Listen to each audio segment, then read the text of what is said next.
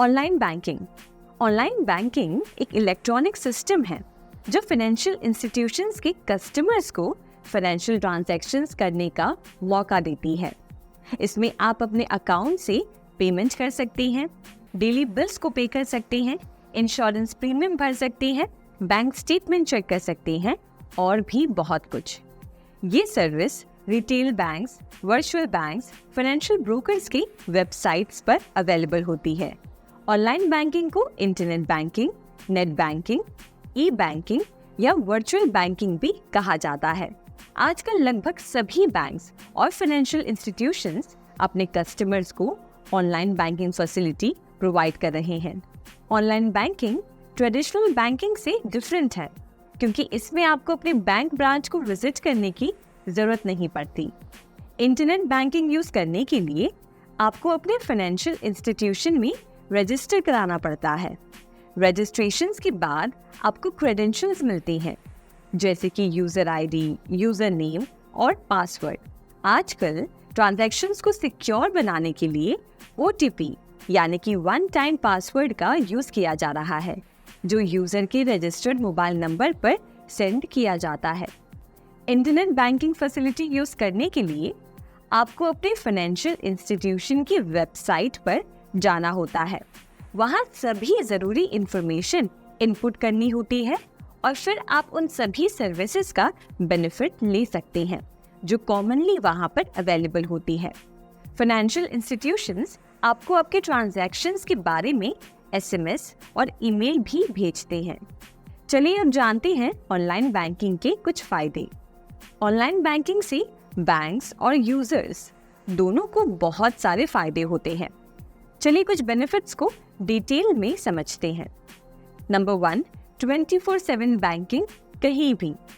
Online banking की सबसे बड़ी एडवांटेज ये है कि आप किसी भी समय और कहीं से भी अपने अकाउंट को एक्सेस कर सकते हैं। जैसे अगर आपको रात के 2 बजे अपने किसी दोस्त को पैसे भेजने हैं तो आप बिना किसी दिक्कत के अपने मोबाइल या कंप्यूटर से तुरंत पैसे ट्रांसफर कर सकते हैं। इससे आपको आपके बैंक के ब्रांच जाने की जरूरत नहीं पड़ती और आप अपने फाइनेंशियल काम बिना किसी रुकावट के कर सकते हैं। नंबर 2, कम लागत वाला लेन देन। ऑनलाइन बैंकिंग से ट्रांजैक्शंस करना काफी सस्ता पड़ता है। बहुत से बैंक्स ऑनलाइन ट्रांजैक्शंस के लिए या तो बिल्कुल कम फीस चार्ज करते हैं या फिर एकदम फ्री में ये सर्विस प्रोवाइड करते हैं। जैसे अगर आपको अपना मोबाइल रिचार्ज कराना है या किसी को पैसे ट्रांसफर करने हैं तो आप ये काम बिना किसी एडिशनल चार्ज के कर सकते हैं। नंबर 3, समय की बचत। ऑनलाइन बैंकिंग आपका काफी समय बचाता है। आपको बैंक की ब्रांच जाने की जरूरत नहीं पड़ती, लाइन में नहीं लगना पड़ता और फॉर्म्स भरने की जरूरत नहीं होती। जैसे अगर आपको अपना बैंक स्टेटमेंट देखना है या अपना अकाउंट बैलेंस चेक करना है तो आप ये सब कुछ अपने मोबाइल या कंप्यूटर से तुरंत कर सकते हैं। ये काफी क्विक और कन्वीनियंट है। नंबर 4, सिक्योर, तेज और सही मनी ट्रांसफर। ऑनलाइन बैंकिंग से पैसे ट्रांसफर करना सिक्योर होता है। ट्रांजैक्शंस तुरंत कंप्लीट होते हैं और बिल्कुल सही होते हैं। जैसे अगर आपने अपने दोस्त को पैसे भेजे हैं तो आप सिर्फ उसका अकाउंट नंबर और अमाउंट डालकर आसानी से पैसे ट्रांसफर कर सकते हैं। OTP और सिक्योर ऑथेंटिकेशन की वजह से आपका ट्रांजैक्शन बिल्कुल सेफ होता है। नंबर 5, घर से उपयोगिता बिलों का भुगतान।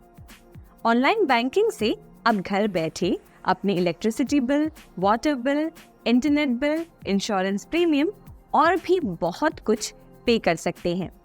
जैसे अगर आपको अपने घर का इलेक्ट्रिसिटी बिल पे करना है तो आप अपने बैंक के ऐप या वेबसाइट पर जाकर सिर्फ कुछ क्लिक्स में ये काम आसानी से कर सकते हैं। आपको अपना बिल अमाउंट डालना होता है और OTP डालने के बाद आपका बिल पे हो जाता है। इससे आपको बिजली बोर्ड के ऑफिस जाने की जरूरत नहीं पड़ती और आप आसानी से अपने बिल्स पे कर सकते हैं। जैसे मान लीजिए आपको अपने कॉलेज की फीस पे करनी है। पहले आपको बैंक या कॉलेज के ऑफिस जाकर फीस डिपॉजिट करनी पड़ती थी, पर अब आप अपने बैंक के ऐप से ये काम घर बैठे आसानी से कर सकते हैं।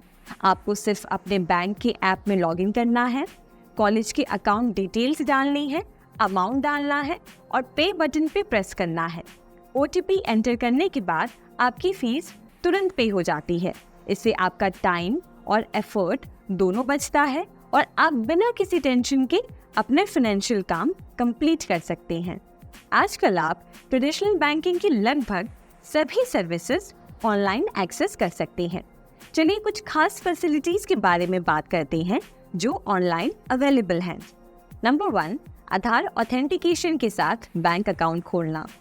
आप अपना बैंक अकाउंट घर बैठे खोल सकते हैं आधार ऑथेंटिकेशन के जरिए, जिससे आपको बैंक ब्रांच जाने की जरूरत नहीं पड़ती और आप ऑनलाइन ही अपने डॉक्यूमेंट्स को सबमिट करके बैंक अकाउंट खोल सकते हैं।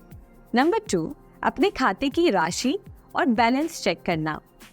आप अपने अकाउंट का बैलेंस और स्टेटमेंट कभी भी चेक कर सकते हैं। जैसे अगर आपको देखना है कि आपके अकाउंट में कितने पैसे हैं, तो आप अपने बैंक के ऐप या वेबसाइट पर लॉगिन करके तुरंत ये काम कर सकते हैं। नंबर 3, अपने खाते से किसी और के खाते में पैसे ट्रांसफर करना। आप अपने अकाउंट से किसी भी दूसरे अकाउंट में पैसे ट्रांसफर कर सकते हैं। जैसे अगर आपको अपने दोस्त को पैसे भेजने हैं, तो आप ऑनलाइन बैंकिंग का यूज करके तुरंत पैसे ट्रांसफर कर सकते हैं।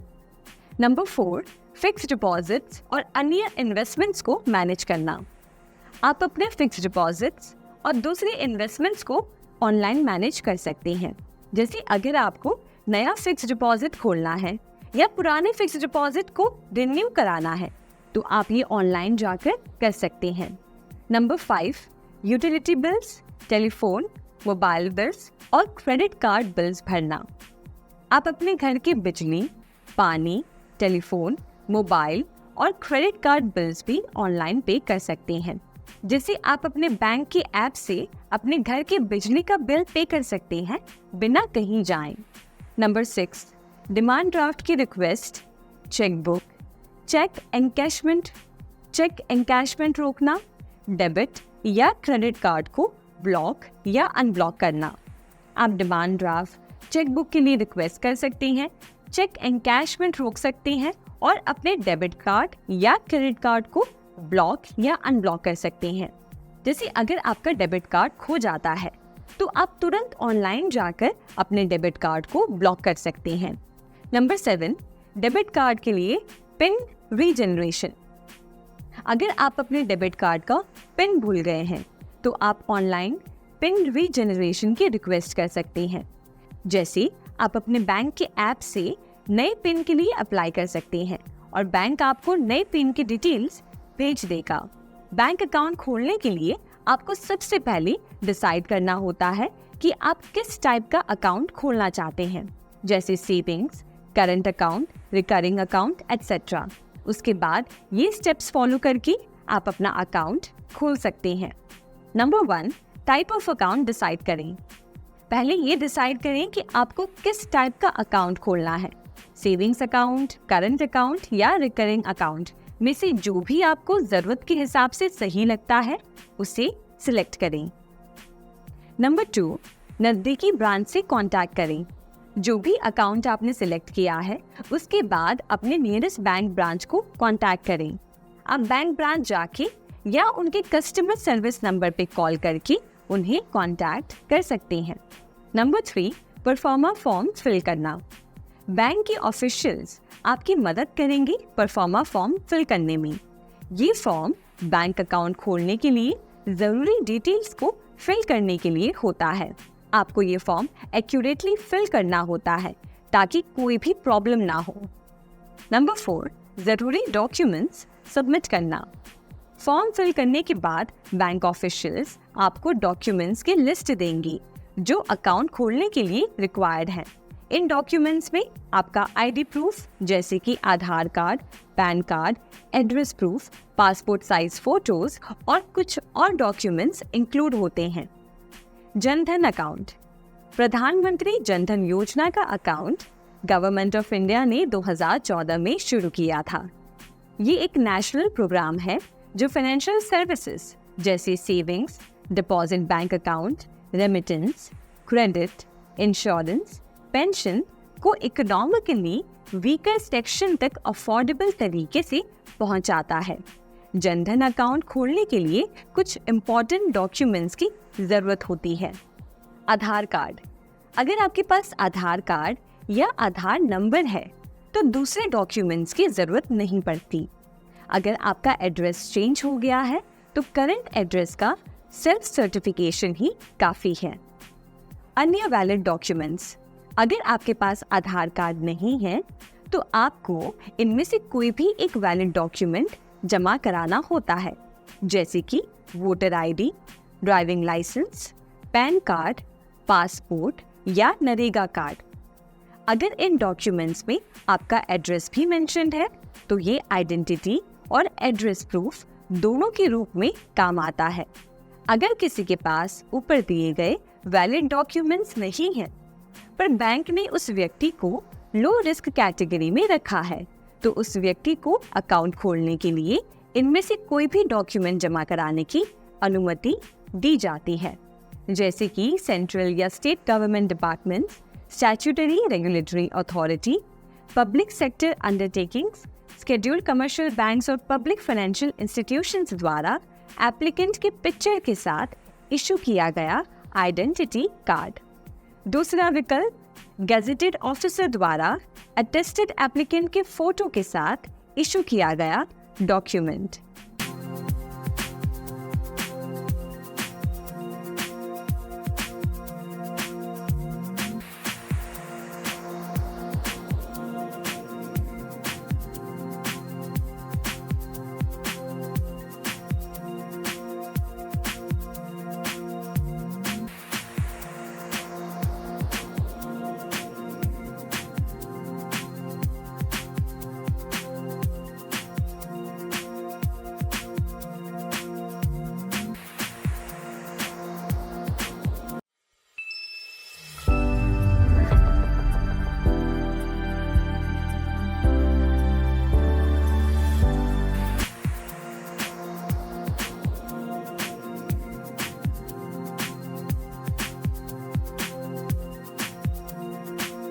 डिजिटल पेमेंट सिस्टम एक ऐसा सिस्टम है जो किसी भी डिजिटल ऑनलाइन ट्रांजैक्शन के लिए इलेक्ट्रॉनिक पेमेंट एक्सेप्ट करता है।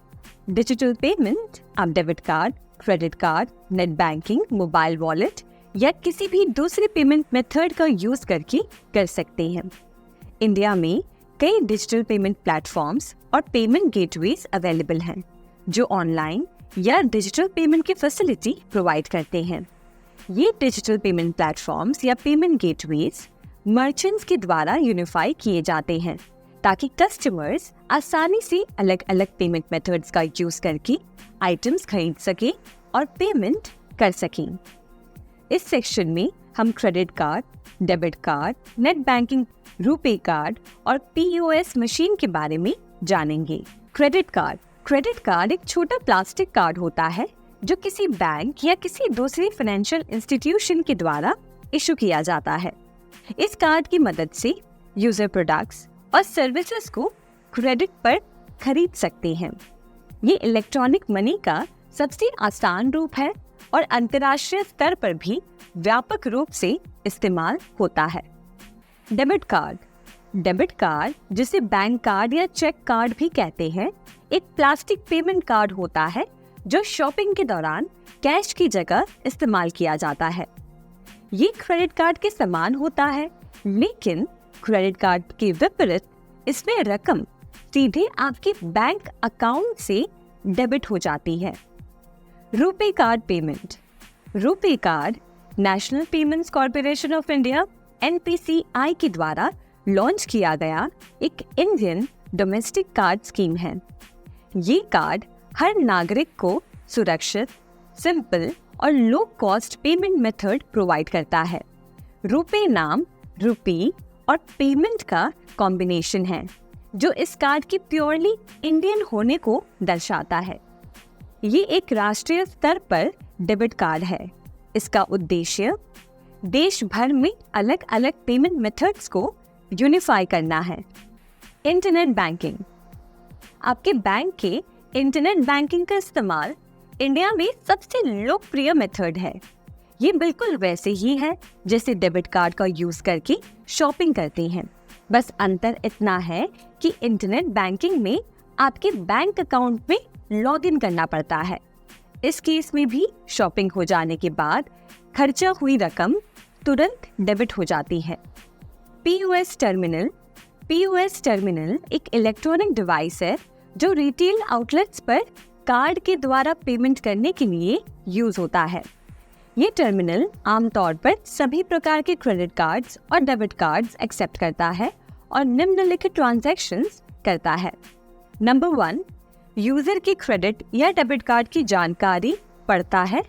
नंबर 2, देखता है कि यूजर के अकाउंट में पर्याप्त बैलेंस है या नहीं।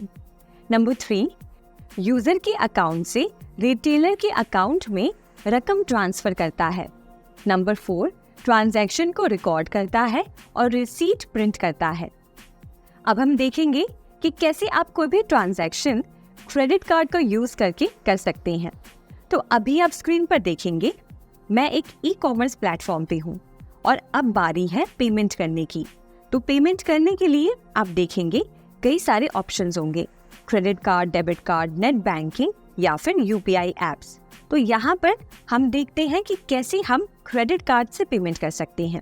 हम जैसे क्रेडिट कार्ड से पेमेंट करना चाह रहे हैं तो हम सिलेक्ट करेंगे क्रेडिट और डेबिट कार्ड। सिलेक्ट करने के बाद हमें हमारी कार्ड डिटेल्स एंटर करनी है।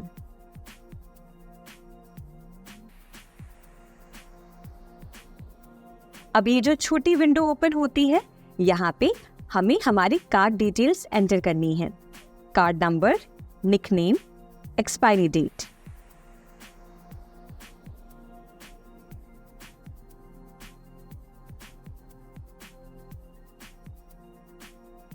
एक बार आपने सारे डिटेल्स एंटर कर दी, उसके बाद आपको क्लिक करना है एंटर कार्ड डिटेल्स। अगले विंडो में हमें CVV नंबर एंटर करना है। CVV यानी कि कार्ड वेरिफिकेशन वैल्यू। ये कार्ड के पीछे 3 अंकों का एक वैल्यू होता है जिसे एंटर करने के बाद हम हमारे कार्ड को वेरीफाई कर सकते हैं। हमने हमारे कार्ड की डिटेल्स एंटर कर दी है। अब हम इस पेमेंट मेथड को सिलेक्ट करेंगे। अगले स्टेप में आप देखेंगे तो पेमेंट मेथड यहाँ पर सिलेक्ट हो चुका होगा। अब इसके बाद हमें पेमेंट कंफर्म करना है। जैसे ही आप कंफर्मेशन पे क्लिक करते हैं, उसके बाद एक विंडो ओपन होती है जिसमें आपको OTP एंटर करना होगा। ये OTP आपके रजिस्टर्ड मोबाइल नंबर पर आपको रिसीव होगा। OTP एंटर करने के बाद सबमिट पे क्लिक करें। इस तरीके से आप आसानी से अपने क्रेडिट कार्ड का इस्तेमाल कर पेमेंट्स कर सकते हैं। अब हम देखेंगे कि कैसे आप एक डेबिट कार्ड का यूज करके ऑनलाइन पेमेंट्स कर सकते हैं। जैसे हमने क्रेडिट कार्ड में किया, वैसे ही वही सेम स्टेप्स हमें डेबिट कार्ड के लिए फॉलो करने हैं। आप स्क्रीन पर देखेंगे तो यहाँ पर पेमेंट मेथड्स में क्रेडिट और डेबिट कार्ड का ऑप्शन है। हम इस ऑप्शन को क्लिक करेंगे। उसके बाद एंटर कार्ड डिटेल्स और फिर उसके बाद कार्ड नंबर, निकनेम और एक्सपायरी डेट एंटर करेंगे।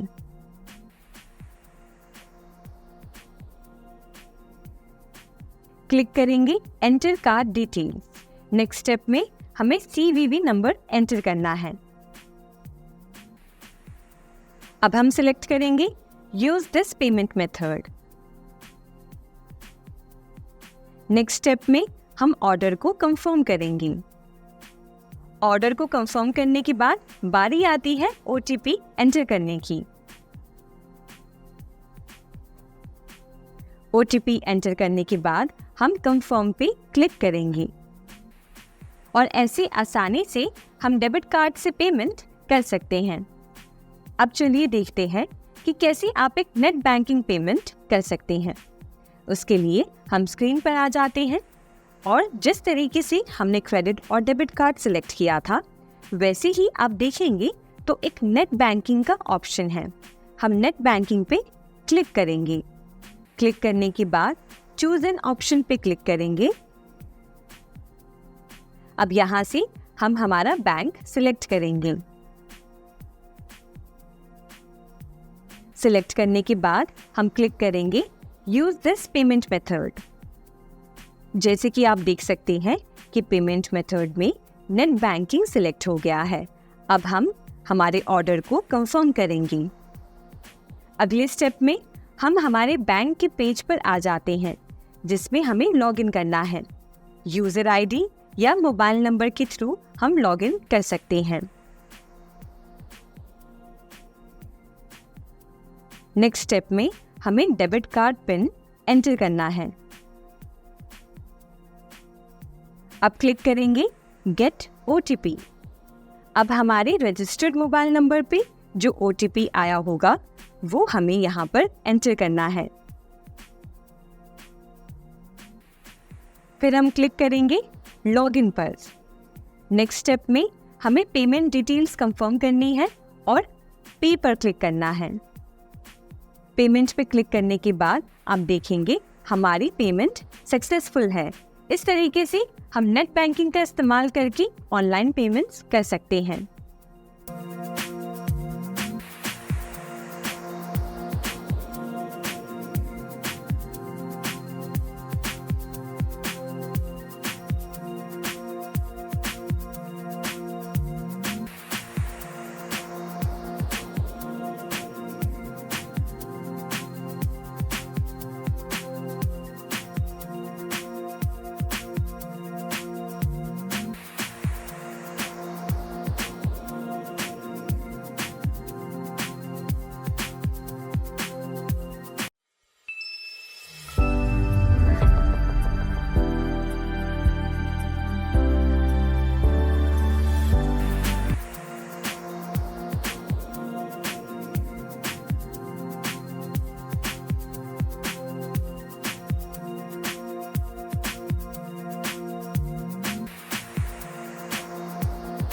तो आइए इसमें हम जानते हैं मोबाइल पेमेंट्स के बारे में।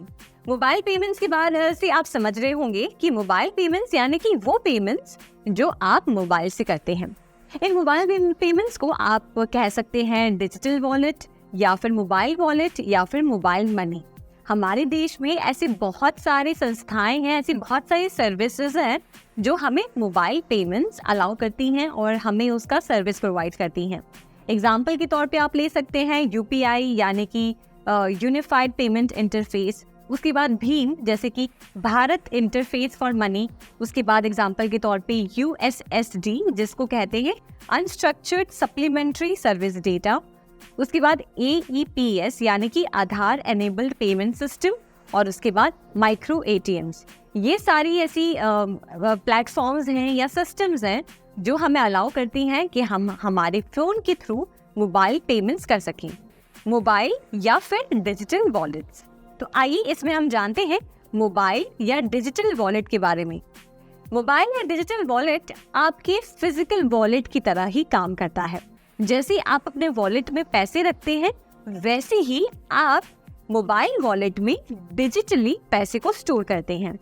इसमें पैसे जमा करने के लिए आप अपने डेबिट कार्ड का इस्तेमाल कर सकते हैं, यानी कि आप डेबिट कार्ड के थ्रू अपने बैंक अकाउंट से इस मोबाइल वॉलेट में पैसे जमा कर सकते हैं, या फिर आप क्रेडिट कार्ड का यूज़ कर सकते हैं, या फिर किसी और अन्य ऑनलाइन ट्रांजैक्शन के थ्रू आप इसमें पैसे जमा करते हैं। इस मोबाइल वॉलेट के ज़रिए आप जब चाहें तब इस वॉलेट में से पैसों को यूज़ कर सकते हैं, कुछ खरीदारी करने में, किसी को पेमेंट करने के लिए, और भी अन्य सर्विसेज यूज़ कर सकते हैं।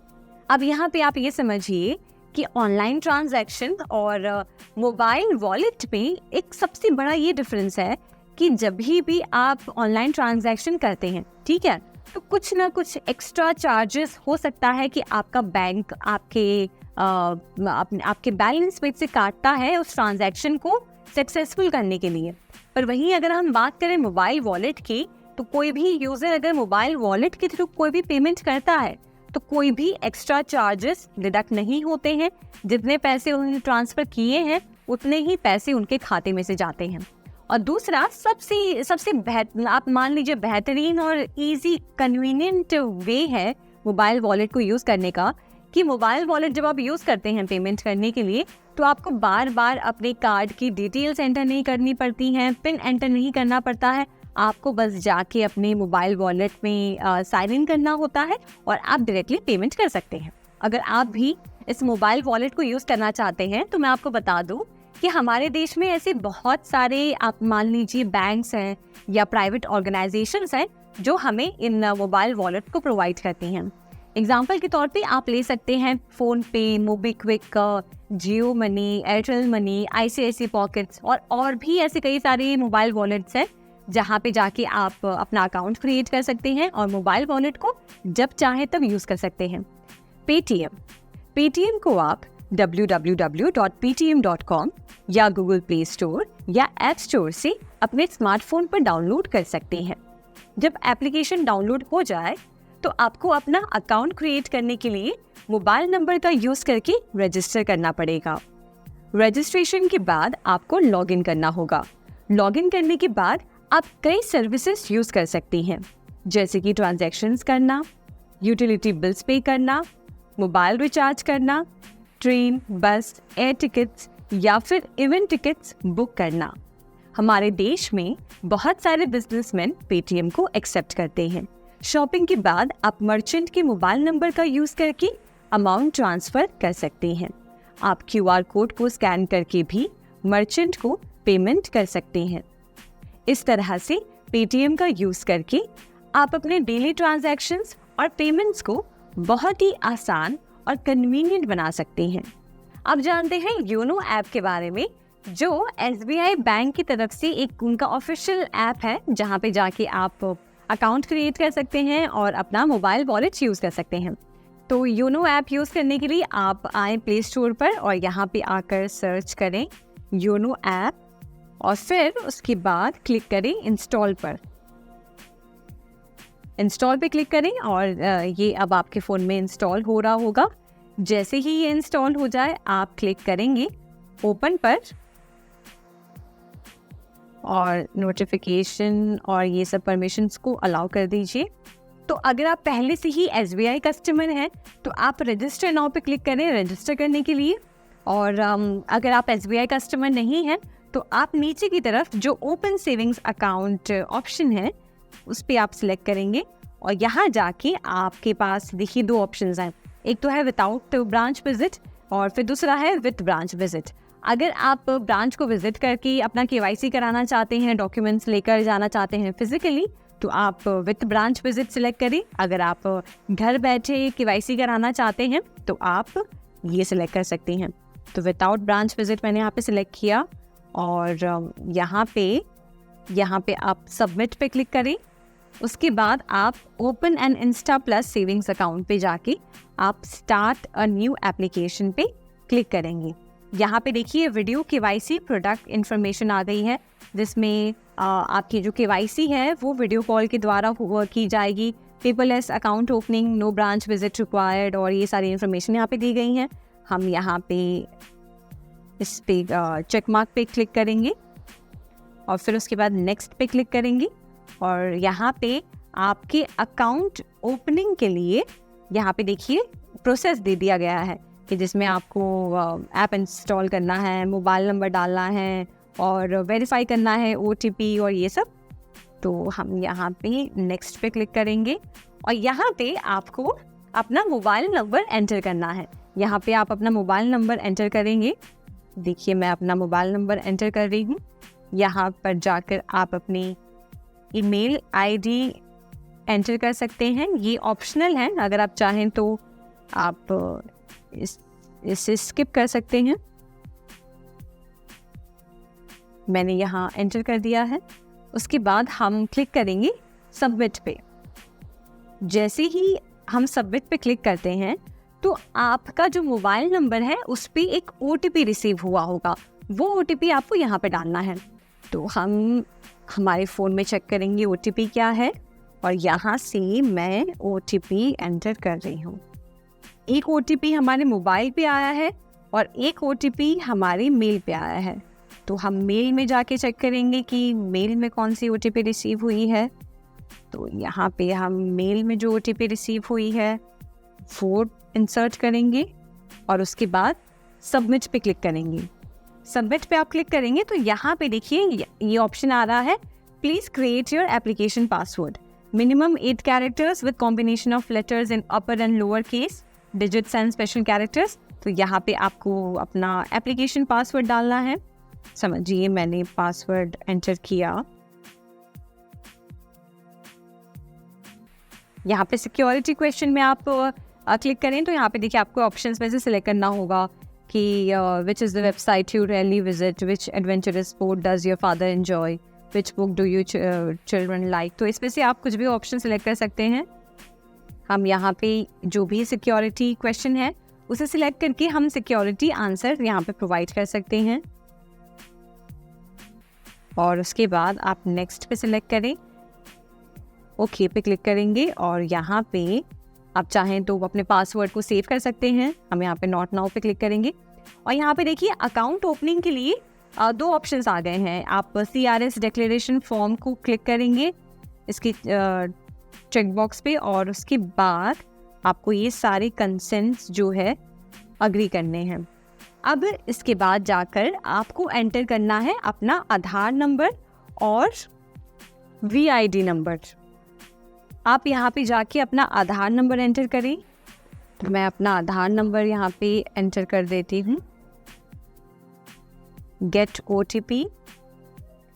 और अब आपका आधार कार्ड जिस मोबाइल नंबर के साथ लिंक्ड है उस पर एक OTP रिसीव होगा, आपको वो OTP एंटर करना है।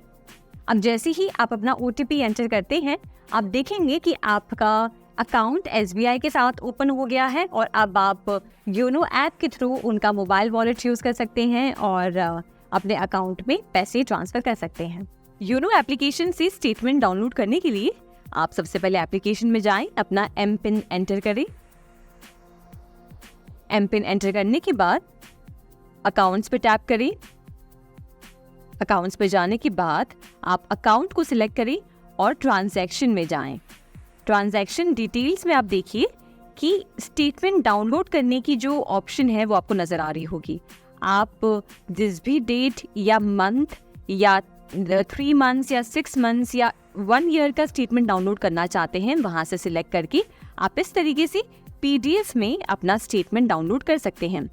PDF के साथ साथ आपको नीचे की तरफ पासवर्ड नज़र आएगा, जहाँ पे जो पासवर्ड डिस्प्लेड है उस पासवर्ड को आप सेम जब पासवर्ड में टाइप करेंगे तो आप अपने स्टेटमेंट को खोलकर देख पाएंगे। अब इसमें हम जानते हैं UPI के बारे में, यानी कि unified payment interface. Unified payment interface बनाया गया है NPCI की तरफ से, यानी कि national payment corporation of India. NPCI ने ये एक माध्यम बनाया है जिसके माध्यम से आप ऑनलाइन पेमेंट कर सकते हैं। इसे यूज़ करने के लिए और इसके द्वारा कोई भी रिटेल शॉप में जाकर किसी के बैंक अकाउंट में पैसे ट्रांसफ़र करने के लिए आपको कोई भी कार्ड की डिटेल एंटर नहीं करनी पड़ती, आपको IFSC कोड और MPIN वगैरह नहीं एंटर करना होता है। भीम UPI, भीम यानी कि भारत इंटरफेस फॉर मनी एक यूनिफाइड पेमेंट सोल्यूशन है जो UPI यूनिफाइड पेमेंट्स इंटरफेस पर बेस्ड है। अगर आपने अपना bank account UPI based payments के लिए रजिस्टर कर रखा है और ये आपके मोबाइल नंबर से कनेक्टेड है तो आप भीम ऐप का यूज़ करके डिजिटल ट्रांजैक्शंस करने के लिए तैयार हैं। भीम एप्लीकेशन उन सभी इंडियन बैंक्स को इंक्लूड करता है जो इमीडिएट पेमेंट सर्विस यानी कि IMPS प्लेटफॉर्म यूज़ करते हैं। इसका मतलब ये है कि आप भीम ऐप के जरिए 2 बैंक अकाउंट्स के बीच में आसानी से पैसे ट्रांसफ़र कर सकते हैं। इस ऐप का यूज़ करके आप अपने बैंक अकाउंट से किसी दूसरे बैंक अकाउंट में पैसे भेज सकते हैं और पैसे रिसीव भी कर सकते हैं और ये सब कुछ बहुत ही आसान और सिक्योर तरीके से होता है। भीम ऐप के जरिए आप QR कोड स्कैन करके भी पेमेंट कर सकते हैं जो शॉपिंग और बिल पेमेंट्स के लिए बहुत कन्वीनियंट है। ये ऐप बिगनर्स के लिए भी फ्रेंडली है और यूज़ करना बहुत सिंपल है। तो सबसे पहले तो अगर आप एक एंड्रॉयड यूज़र हैं तो आप जाएंगे प्ले स्टोर पर और प्ले स्टोर पर जाकर इंस्टॉल करेंगे और अगर आप एक एप्पल यूज़र हैं तो आप ऐप स्टोर पे जाएंगे। इसके बाद आप देखेंगे तो अगले स्टेप में हमें यहाँ से अपना मोबाइल नंबर जांच कराना है। तो यहाँ से आप अपना सिम कार्ड सिलेक्ट करें, या जैसे मेरे फ़ोन में यहाँ पे सिम 1 है और सिम 2 है, तो आपको अपना सिम कार्ड सिलेक्ट करना है और वो नंबर सिलेक्ट करना है जिस पर आप भीम एप्लीकेशन को जो है रजिस्टर करना चाहते हैं। तो अब देखिए, मैं यहाँ से सिम सिलेक्ट करूँगी। सिलेक्ट करने के बाद आपको जो है आगे बढ़ी पर क्लिक करना है। क्लिक करने के बाद अब यहाँ पे मोबाइल नंबर सत्यापित करने की स्टेप्स आएंगे, जैसे कि सबसे पहले तो आपको एक OTP रिसीव होगा। उन स्टेप्स के बाद अब आप देखेंगे तो यहाँ पे ऑटोमेटिकली OTP जनरेट हो गया है। अब यहाँ जैसे ही आप अपना मोबाइल नंबर रजिस्टर करते हैं, अब बारी आती है पासवर्ड रजिस्टर कराने की, यानी कि एक 4 अंकों का पासवर्ड जिसे आप यूज करेंगे अपने भीम एप्लीकेशन को ओपन करने के लिए। तो यहाँ पे आप जो भी नंबर डालना चाहते हैं वो आप नंबर डालें और अपना पासवर्ड रजिस्टर करवाएं। अब जैसे ही आप अपना पासवर्ड रजिस्टर करते हैं, उसके बाद आपको नीचे की तरफ जो टिक मार्क का साइन है उस पे क्लिक करना है। टिक मार्क पे क्लिक करते ही अब आपको सिलेक्ट करना है कि आप बैंक खाते के साथ शुरू करना चाहते हैं या फिर आप रुपे क्रेडिट कार्ड के साथ शुरू करना चाहते हैं। तो जैसे कि हम बैंक खाते के साथ शुरू करना चाहते हैं तो हम बैंक खाता सिलेक्ट करेंगे। अब अगले स्टेप में आपको अपना बैंक यहाँ से ढूंढना है। तो जिस भी बैंक में आपका अकाउंट है वो आप ऐसे स्क्रॉल करके सर्च कर सकते हैं या फिर आप यहाँ पे टाइप कर सकते हैं। तो जैसे मान लीजिए मैंने अपना बैंक जो है यहाँ से सिलेक्ट किया, और जैसे ही आप अपना बैंक सिलेक्ट करते हैं आप देखेंगे कि आपके बैंक के साथ जो खाता जुड़ा है उसकी इंफॉर्मेशन यहाँ पर स्क्रीन पर आ जाती है। अगर आपको अपना बैंक चेंज करना है तो आप बदले वाले ऑप्शन पे जाके अपना बैंक चेंज कर सकते हैं, या फिर जो यहाँ पे बैंक अकाउंट दिखा रहा है उसके साथ आप आगे बढ़ना चाहते हैं तो आप उसे सिलेक्ट करें। और यहाँ आप देखेंगे कि जैसे ही हम सारे स्टेप्स को फॉलो करते हैं तो आप अब तैयार हैं अपने फ़ोन में भीम UPI ऐप को यूज़ करने के लिए। तो आप सबसे पहले देखेंगे तो यहाँ पे काफ़ी सारे ऑप्शंस हैं, काफ़ी सारे सर्विसेज हैं। जैसे कि अगर आप मोबाइल नंबर से या UPI पर आप पेमेंट करना चाहते हैं तो आप पहला ऑप्शन सिलेक्ट करेंगे। अगर आप बैंक को पैसे भेजना चाहते हैं बैंक के द्वारा तो आप सेकेंड ऑप्शन सिलेक्ट करेंगे। वैसे ही अगर आप अनुरोध स्वीकार करना चाहते हैं यानी कि पेमेंट रिसीव करना चाहते हैं तो आप तीसरा ऑप्शन सिलेक्ट करेंगे, या फिर आप QR कोड के जरिए जो है पैसे भेजना चाहते हैं या रिसीव करना चाहते हैं तो आप माई QR कोड पे जाएंगे। तो अगर आप माई QR कोड पे क्लिक करते हैं तो यहाँ पे देखेंगे कि आपके सामने एक बार कोड है। ये एक black and white bar code है जो आप यूज़ कर सकते हैं पेमेंट रिसीव करने के लिए।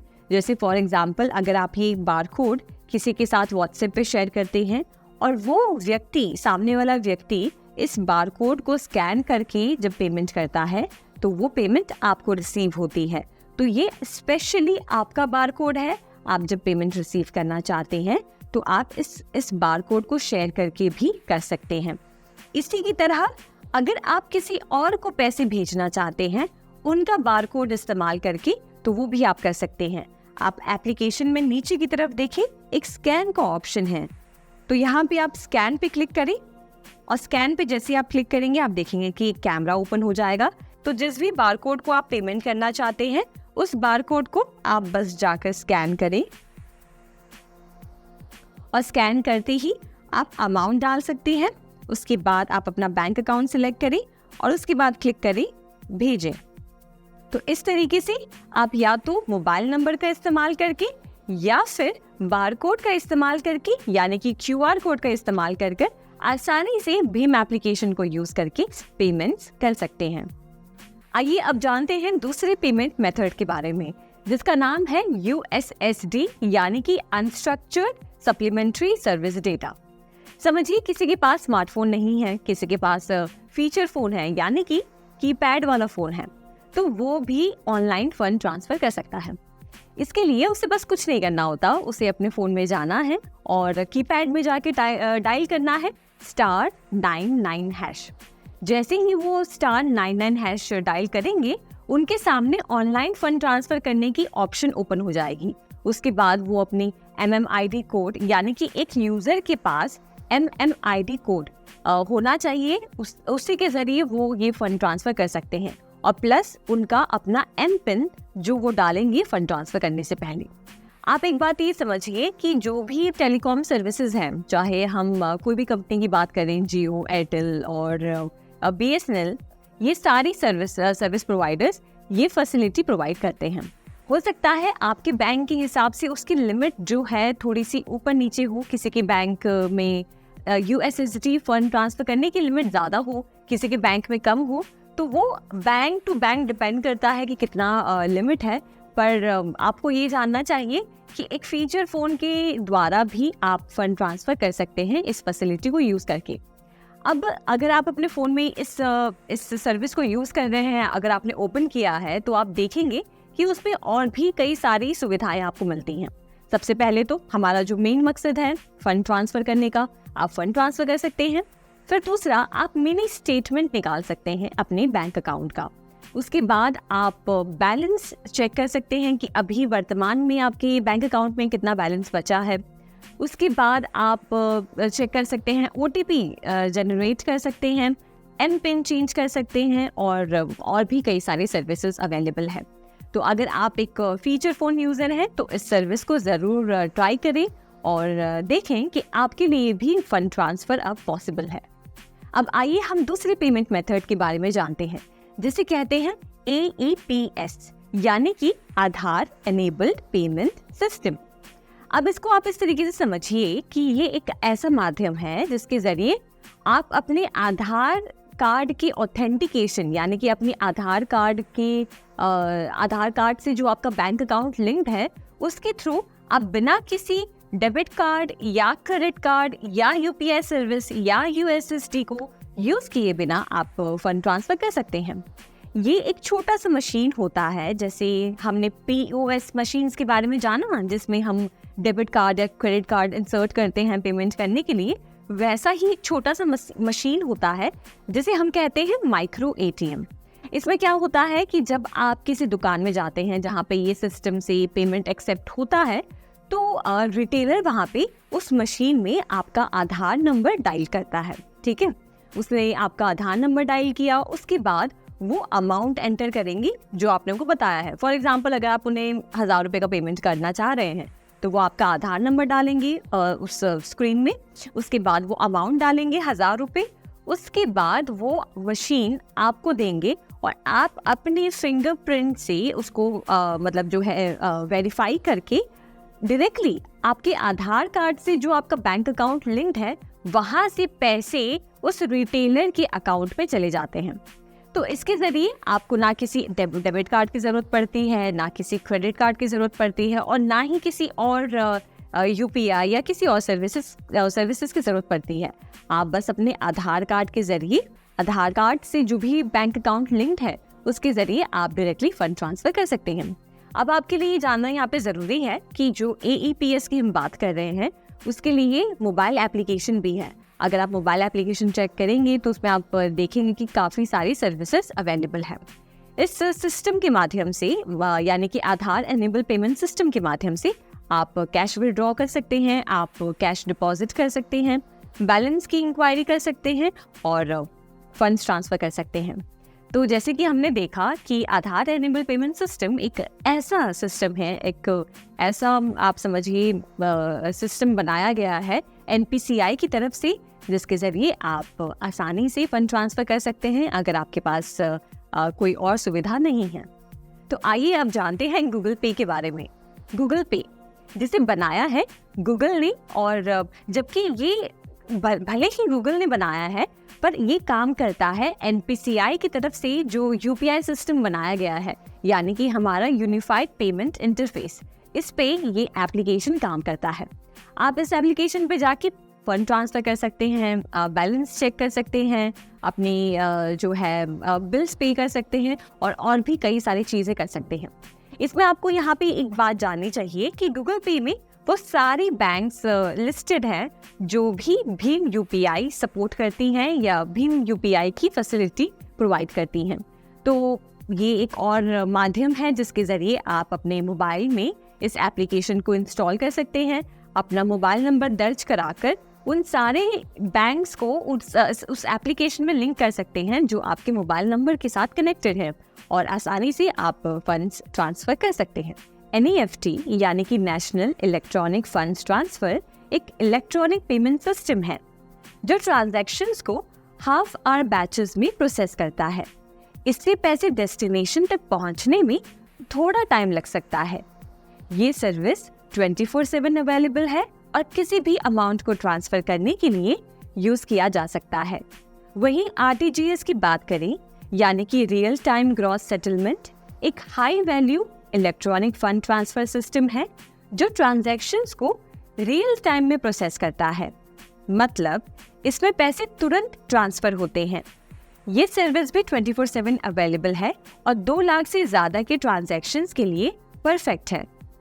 अब बात करते हैं IMPS की यानी कि इमीडिएट पेमेंट सर्विस एक रियल टाइम पेमेंट सर्विस है जो इंस्टेंट मनी ट्रांसफर करने की सुविधा प्रोवाइड करता है।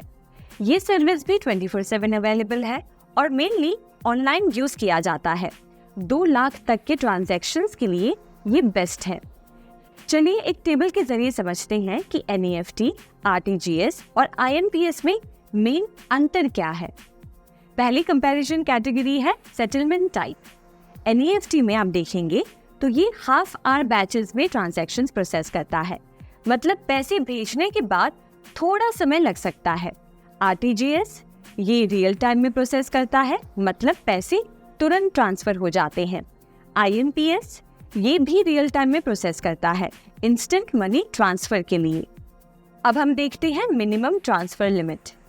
NEFT मिनिमम ट्रांसफर लिमिट है 1 रुपये, मतलब आप 1 रुपये भी ट्रांसफर कर सकते हैं। RTGS यहाँ मिनिमम ट्रांसफर लिमिट है 2 लाख रुपए, मतलब सिर्फ बड़ी अमाउंट से ट्रांसफर कर सकते हैं। IMPS मिनिमम ट्रांसफर लिमिट है 1 रुपये। अब देखते हैं maximum transfer limit. NEFT maximum transfer limit नहीं है except cash based remittances India और नेपाल के बीच में जो 50,000 है। RTGS कोई मैक्सिमम लिमिट नहीं है, आप जितना चाहें उतना ट्रांसफर कर सकते हैं। IMPS मैक्सिमम लिमिट 2 लाख है, मतलब आप 2 लाख तक का इंस्टेंट ट्रांसफर कर सकते हैं। अब देखते हैं सर्विस अवेलेबिलिटी। NEFT ये 365 डेज और 24/7 अवेलेबल है, मतलब आप कभी भी किसी भी दिन यूज कर सकते हैं। वहीं RTGS में ये भी 365 डेज 24/7 अवेलेबल है। IMPS ये भी सेम 365 डेज 24/7 अवेलेबल है। अब देखते हैं ट्रांजैक्शन चार्जेस। सबसे पहले NEFT में इनवर्ट ट्रांजैक्शंस यानी कि जो पैसे आप रिसीव करते हैं उनके लिए कोई चार्जेस नहीं है। ऑनलाइन ट्रांजैक्शंस भी फ्री है, पर बैंक ब्रांच से पैसे भेजने पर थोड़े चार्जेस लग सकते हैं। RTGS इनवर्ट ट्रांजैक्शंस फ्री हैं, ऑनलाइन ट्रांजैक्शंस के लिए भी कोई चार्जेस नहीं है, पर बैंक ब्रांच से आउटवर्ड ट्रांजैक्शंस के लिए चार्जेस हैं, जैसे कि 2 लाख से लेकर 5 लाख तक के लिए 25 रुपये का चार्ज, 5 लाख से ऊपर के ट्रांजैक्शंस के लिए मैक्सिमम 50 रुपये का चार्ज, और IMPS में चार्जेस बैंक्स और PPIs यानी कि प्रीपेड पेमेंट इंस्ट्रूमेंट्स डिसाइड करते हैं। पेमेंट ऑप्शंस NEFT ऑनलाइन और ऑफलाइन दोनों ऑप्शंस अवेलेबल हैं। RTGS ऑनलाइन और ऑफलाइन दोनों ऑप्शंस अवेलेबल हैं, और IMPS मेनली ऑनलाइन अवेलेबल है।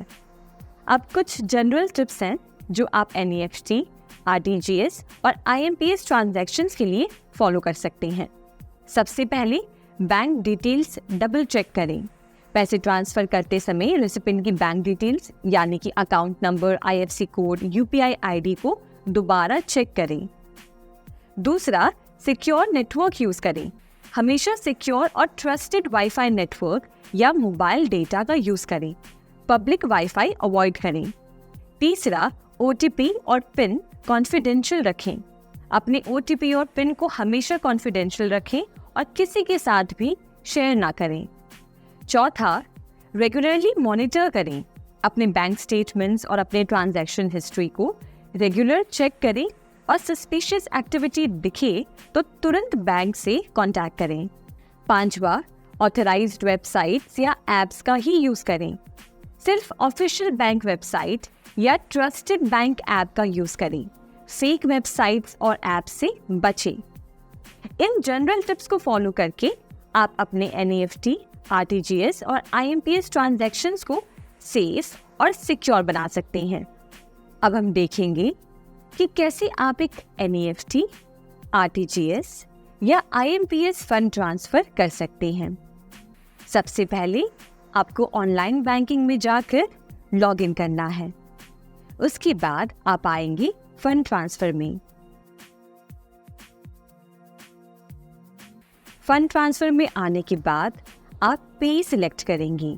अगर आप किसी एग्जिस्टिंग पे को फंड ट्रांसफर कर रहे हैं तो उनको आप नाम, मोबाइल नंबर या अकाउंट नंबर टाइप करके सर्च कर सकते हैं। अगर आप किसी नए पे को ऐड करना चाहते हैं तो आइए देखते हैं वो आप कैसे कर सकते हैं। उसके लिए हम ऐड न्यू पे पर क्लिक करेंगे। नेक्स्ट पेज पर आप सिलेक्ट करेंगे कि आप सेम बैंक के पे को ऐड करना चाहते हैं या अदर बैंक पे है। अब हमें पे की इंफॉर्मेशन एंटर करनी है, जैसे कि पे अकाउंट नेम, पे nickname, account type, account number और भी कई सारी इंफॉर्मेशन। एक बार आप सारी इंफॉर्मेशन एंटर कर दें, फिर क्लिक करें नेक्स्ट पर।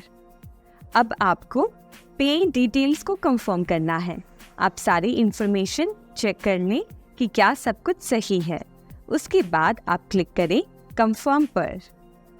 नेक्स्ट स्टेप में आपके मोबाइल नंबर पर एक OTP रिसीव होगा। वो OTP आपको एंटर करना है और एंटर करने के बाद आप क्लिक करेंगे कंफर्म पे। अब आप देख सकते हैं हमने सक्सेसफुली पे ऐड कर दिया है और हम 30 मिनट बाद इनको फंड ट्रांसफर कर पाएंगे। 30 मिनट हो जाने बाद आप आइए फंड ट्रांसफर पे। फंड ट्रांसफर में आने के बाद आप पे का नाम टाइप करें और उन्हें सर्च करें। पे को सिलेक्ट करें। जैसे ही आप पे को सिलेक्ट करते हैं आप ट्रांजैक्शन पेज पर आ जाते हैं। यहाँ से हमें ट्रांजैक्शन डिटेल्स एंटर करनी है।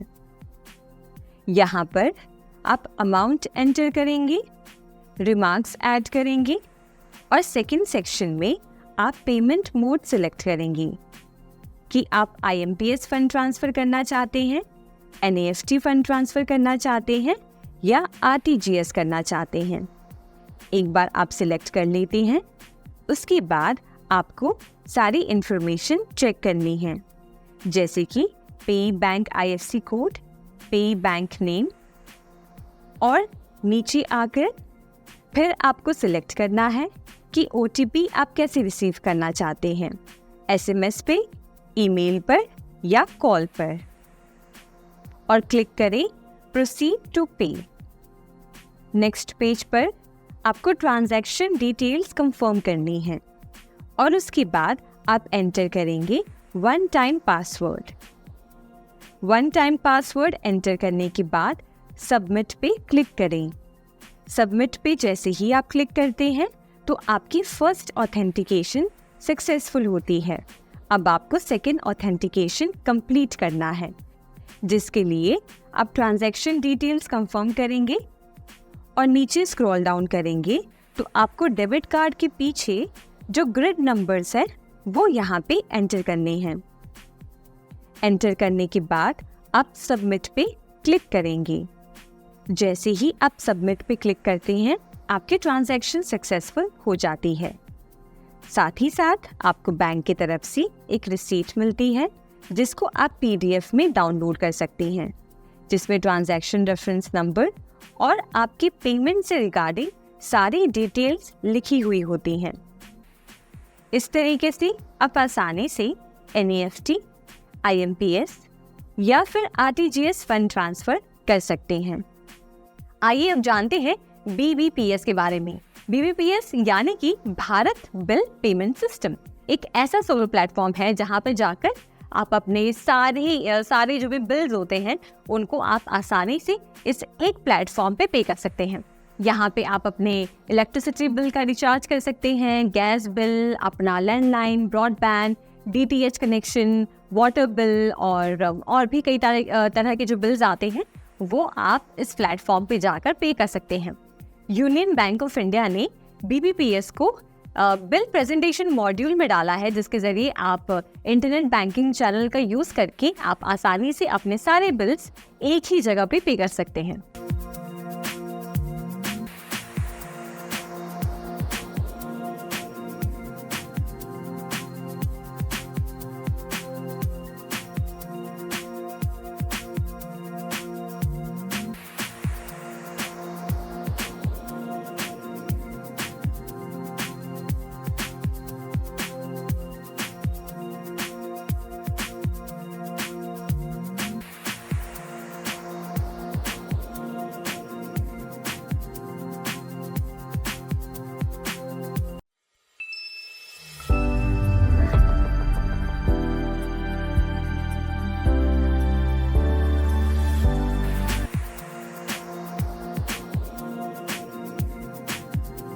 तो आइए अब इसमें हम जानते हैं फास्टैग के बारे में।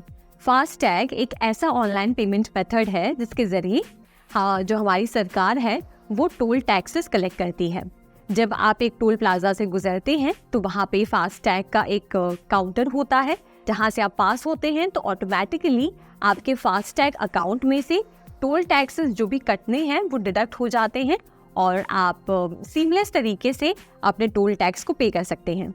अब आपके लिए यहाँ पे ये बात जानना ज़रूरी है कि फास्टैग अब सबके लिए सरकार ने कंपलसरी कर दिया है।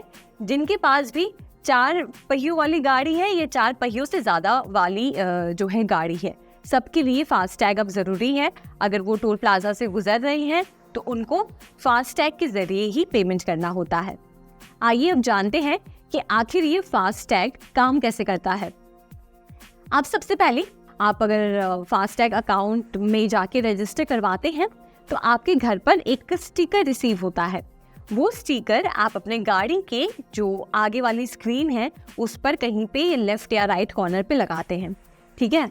उसके बाद क्या होता है कि जब भी आप कोई टोल प्लाजा से गुजरते हैं तो वहाँ पे टोल प्लाजा पे कुछ ऐसे सेंसर्स लगे होते हैं जो आपकी फास्टैग जो स्टिकर है उससे कनेक्ट करके ऑटोमेटिकली आपके फास्टैग अकाउंट से पैसे काट लेते हैं, यानी कि डिडक्ट कर लेते हैं। जैसे ही आपके अकाउंट में से पैसे कटते हैं उस टोल प्लाजा पे उस टोल टैक्स के लिए आपको एक SMS आता है कि आपके खाते में से इतने पैसे जो है काटे गए हैं और ये पैसे इस टोल प्लाजा पे कटे हैं। अब यहाँ पे एक बात समझिए कि इस फास्टैग की वजह से कितने आसानी से बस आप उस फास्टैग लेन से गुजरते ही आप अपने टोल टैक्स को पे कर सकते हैं और आपको कोई कैश की जो है कॉम्प्लिकेशन से नहीं गुजरना पड़ता कि कैश पे नहीं करना पड़ता और वो लंबे वक्त तक वहाँ पे टोल प्लाजा पे खड़े रहना नहीं पड़ता है। आप आसानी से कैशलेस तरीके से अब अपने टोल टैक्सेस पे कर सकते हैं। यहाँ पे आपको एक बात जाननी चाहिए कि एक फास्टैग बस 5 साल तक ही एक्टिवेट रहता है। जैसे ही उस फास्टैग को 5 साल हो जाते हैं वो ऑटोमेटिकली डीएक्टिवेट हो जाता है और फिर एक यूज़र को वापस से एक नया फास्टैग परचेज करना पड़ता है। अब आइए जानते हैं कि फास्टैग की मुख्य बेनिफिट्स क्या हैं। सबसे पहले तो मैं आपको बता दूं कि फास्टैग को लॉन्च किया है रोड एंड ट्रांसपोर्ट मिनिस्ट्री ने, ये देखते हुए कि टोल प्लाजाज पे पहले काफ़ी लंबी लाइनें लगती थीं। अगर आपको याद होगा कि बहुत लंबी लाइनें लगती थीं टोल टैक्सेस पे करने के लिए और कई बार किसी के पास कैश की कमी है, कैश नहीं है, चेंज कराना, ये सब बहुत दिक्कतें होती थी। और उसके बाद इन सब प्रॉब्लम को ध्यान में रखते हुए फास्टैग को लॉन्च किया गया। फास्टैग के आने की वजह से 2 सबसे बड़े फायदे हुए हैं। एक तो सबसे पहले फ्यूल सेव होता है, आप अपना जो है पेट्रोल या डीजल आप उसमें बचत कर पाते हैं क्योंकि आपको बहुत लंबे समय तक वहाँ वेट नहीं करना पड़ता है। और दूसरी चीज़, आप भी अपना समय बचाते हैं और सरकार भी अपना समय बचाती है टोल टैक्सेस कलेक्ट करने के लिए। और जैसे कि हमने इससे पहले देखा, फास्टैग SMS सर्विस भी प्रोवाइड करता है कि यानी कि जैसे ही आपके खाते में से टोल टैक्स डिडक्ट होता है तो आपको SMS पे नोटिफिकेशन आ जाता है कि आपके खाते में से इतने पैसे काटे गए हैं। अब अगर हम पूरे देश की बात करें तो हमारे पूरे देश में जितने भी टोल प्लाजाज हैं उसमें 500 से ज़्यादा टोल प्लाजाज में ये फास्टैग एक्सेप्ट होता है। सबसे पहले तो 2014 में इसे शुरू किया गया था अहमदाबाद और मुंबई हाईवे के बीच में। उसके बाद 2015 में चेन्नई और बेंगलुरु हाईवे के बीच में से शुरू किया गया और अब आप हर टोल प्लाजा में देखेंगे कि फास्टैग अब एक्सेप्ट होते हैं। यहाँ पे आपको ये बात जाननी ज़रूरी है कि 1 दिसंबर 2019 के बाद से फास्टैग अब सबके लिए कंपलसरी कर दिया गया है। रोड एंड ट्रांसपोर्ट मिनिस्ट्री ने तो जो कार मैन्युफैक्चरिंग कंपनीज हैं उन्हें भी कह दिया है कि वो ये ध्यान रखें कि उनके सारे कस्टमर्स जो भी अब से नई गाड़ियाँ खरीद रहे हैं वो अपनी गाड़ियों पर फास्टैग लगवाएं।